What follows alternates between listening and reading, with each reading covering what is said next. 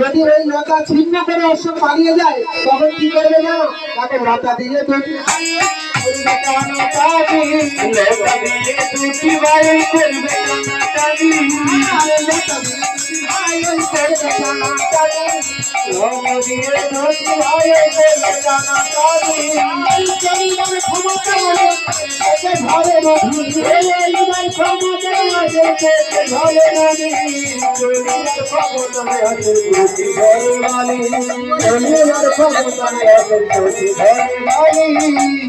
এখন এই কথা বলেছি বলে বাল্মীকি মুনি দুই বালকের মস্তকে হস্ত রেখে আশীর্বাদ করে চলে গেছে।